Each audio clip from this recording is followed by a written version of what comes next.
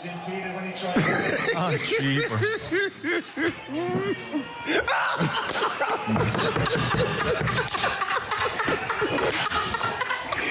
Oh, so...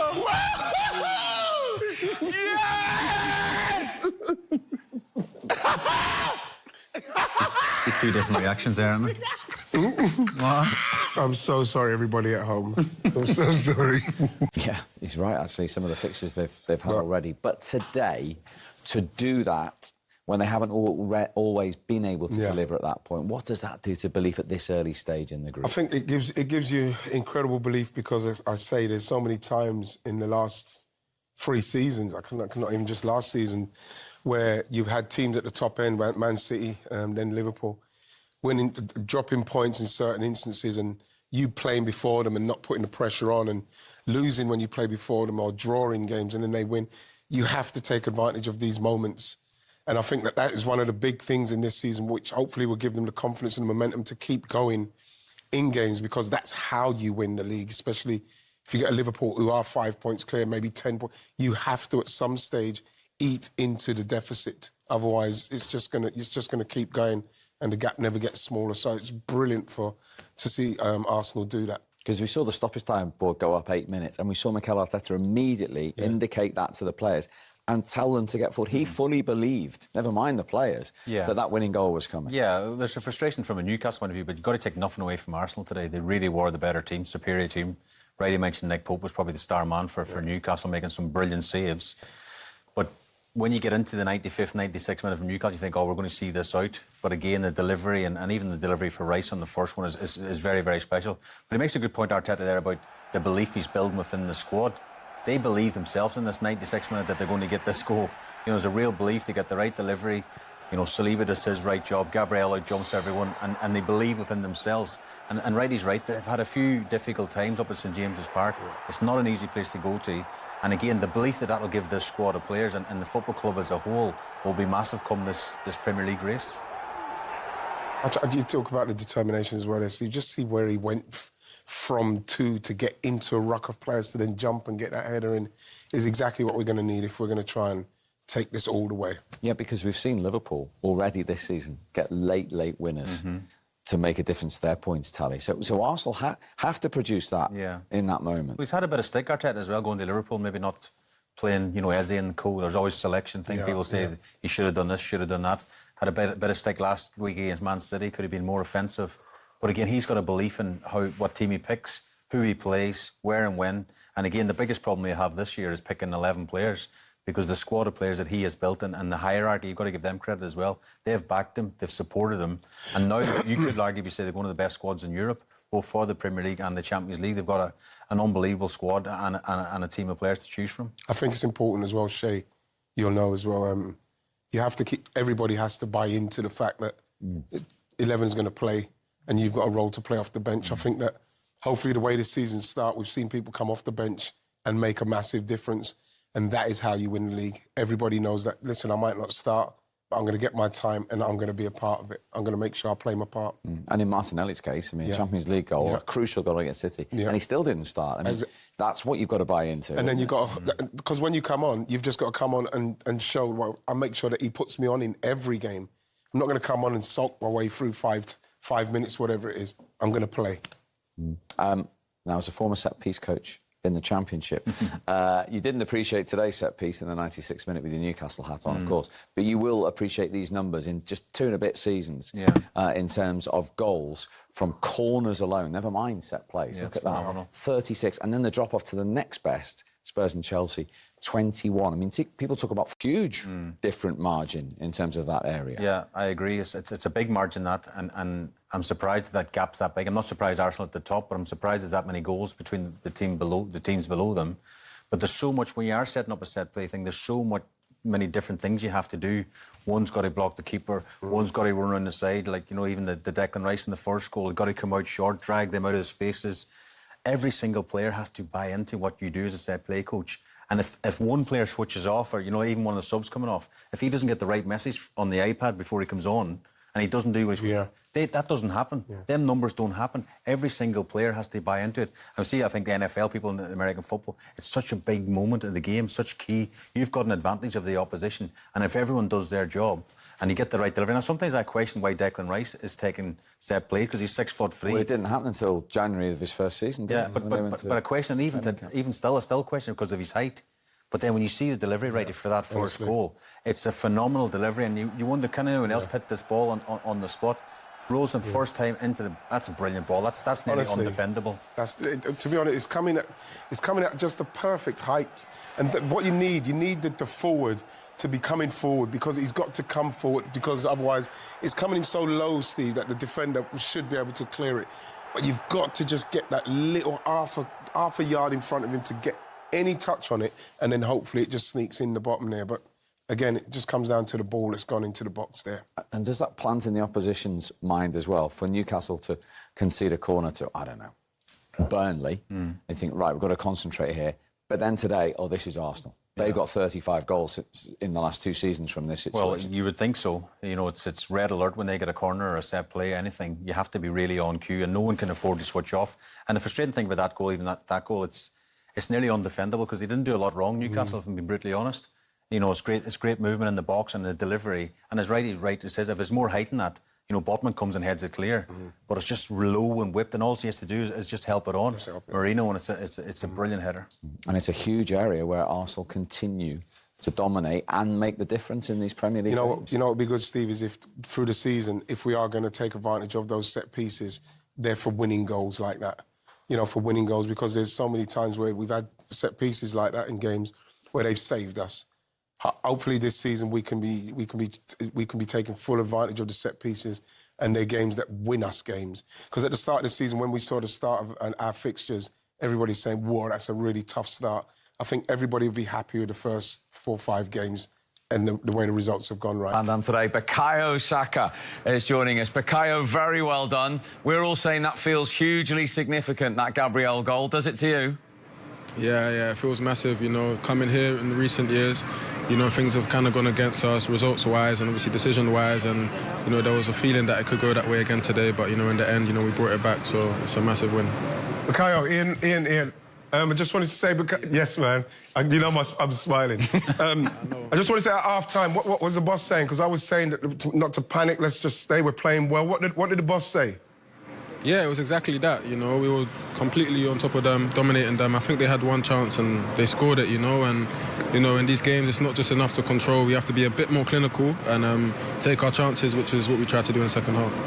And yet another goal from a corner. 36, I think it is, since the start of last season. I mean, it's some unbelievable record. And the delivery, Bukayo, each time. Yeah, well, it's something we work on because we know how important it can be, and today it won us the game, so we're more than happy. Yeah, Declan's ball for the equaliser. Martin Odegaard's for that one. Yeah. Beautiful scenes, man. Yeah, if you're an Arsenal player, I mean, Newcastle's a tough place to come, Bukayo, and of course that's proven in the last couple of years. So even the psychological side of it, you guys going up there today and winning after Liverpool losing last night must be big for you guys. Yeah, of course, we know the Premier League's a long season and all the big teams will drop points along the way. We just have to focus on ourselves and, you know, today we got the job done and that's all we can continue to focus on. And talking about dropping points, I mean, we're only so early into the season, but when Liverpool have a blip like yesterday, does that add to the determination before the game today to make them pay and do your job? Yeah, in the back of our minds, we know that. I'm not going to lie and say that. We're not aware of that. But, of course, we know, like I said, it's a long season and it's still very, very early. So it's just about staying there, staying in around it and just winning games. That's all our focus is right now. And what does it do to the belief when you keep going in a game like this and get your rewards so late on yet again? Yeah, we need that. It's something, you know, we try to do, you know, especially when we're down in the game. We want that belief. We want to believe that we can score at any moment, whether it's the first or last minute. And today's going to give us a massive belief. And, yeah, we're going to be really happy with that. And hopefully, you know, we can win games earlier. But if we have to do it again, you know, we can do it because we've shown it. You have indeed. Well done. Great win. Safe travel home. Thank you very much. Well done, Captain. Cheers, Wrighty. There's that big smile, almost as big as yours. I mean, he talks like he plays as well, doesn't he, Bukayo? Yeah. Because his influence, as you said right from the off, when he's in, he's the talisman. Yeah. And the thing is that, you know, because you don't see it too often, as him coming off the pitch when he's not injured, coming off the pitch is always... It used to be something where you feel you're on a little bit, oh, no, Bukayo's going off. But now, like I say, with the bench we've got and with the belief that the guys now have, even when Bukayo goes off, we still feel like we've got enough on the pitch to create. I thought Martin Odegaard came on and I thought he was really busy, he was really sharp and he was really moving the ball around, kept it in that 10 area. But getting back to our previous point, he'll be one of those who feels he should be playing. He's normally been a starter. Well, the thing is, he's our captain. You like to think that when he's properly fit, he will probably start somewhere. But then, what you want is the team to continue to play well enough where then Mikel has got a problem in who he picks, and whoever's coming off the bench has to. They have to contribute so as they can stay in the team or play in the team. For Newcastle, it's still just one league win all season. Just finding that's a concern. It's starting to get a concern, yeah. We looked at, you've seen the table before, you think Aston Villa have a really poor start, but they're equal in points now with Newcastle. So, again, it's a frustration. I don't think they're playing that bad. I think Eddie mentioned last week about it's a transitional time for the new players to settle in, get into the team. But we know the Premier League is a tough league, Steve. They'll want to have ambitions to get back into the Champions League. And the longer these points keep slipping away and that you know, the more wins don't come, then it'll be a concern. And, of course, they are, like Arsenal in Champions League action this week. Yeah. They're going to have to juggle that again, aren't they? Definitely. The squad is deeper, but at the same time, you need to get results in the Premier League, the bread and butter.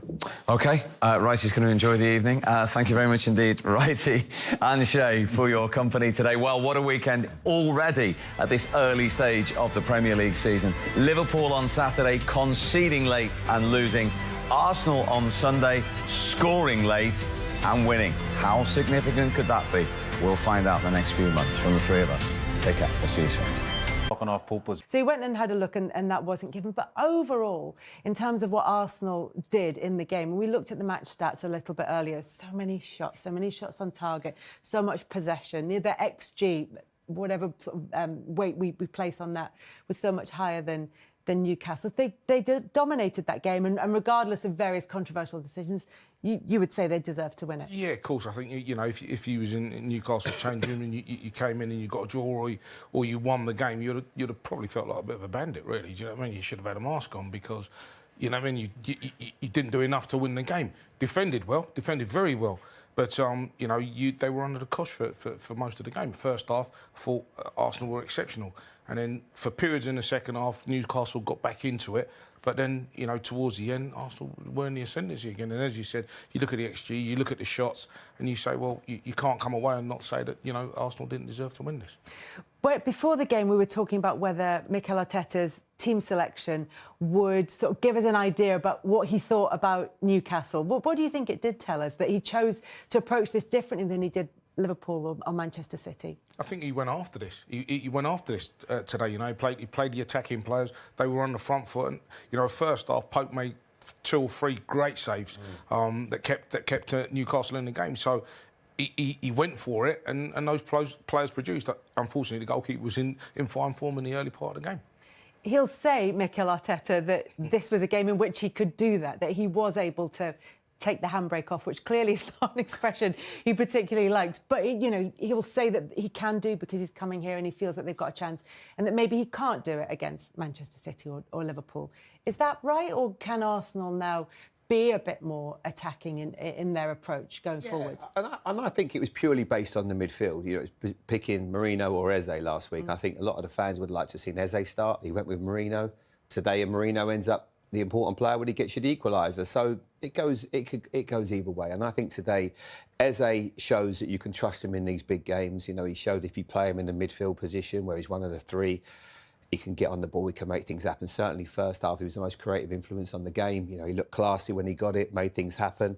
So I don't think there's a problem in that respect. But you can mix it up for certain games. But I felt that going the way they did against Liverpool, going the way they did against Man City both times, when you've got an Eze in there, I think it was right to utilise him and play in that central position. But you know what, he'll be delighted. But saying all of that, and yes, they deserved it. Like Les said, the goalkeeper has a massive influence on that. If he just takes a breath, goes down, buys a few seconds. They don't end up winning the game. And they were, in the end, they were creators of their own downfall. Mikel Arteta was happy with Arsenal's performance from the opening whistle. Arsenal set the tone with intensity and composure. Arteta was quick to claim that his side not only created chances but consistently took the game to their rivals in what was a high-stakes clash. Pride, and I think we fully deserved the win. The way we played and performed and competed. The chances we generated, we deserved to win. We did it in a dramatic way, but we deserved to win, he told Sky Sports. The Spaniard stressed that matches of this magnitude are pivotal for a team seeking to reach the next level. In his view, the resilience to overcome setbacks, coupled with the ability to find a way to win under pressure, is what separates good sides from great ones. That is how you get to a different level. By going through those moments and taking lessons from it. It was a massive opportunity to show who we are, he explained, highlighting his team's consistency and relentless quality. Arteta also touched on the tactical gamble he took by throwing on additional attacking players late in the game, a move that ultimately paid dividends.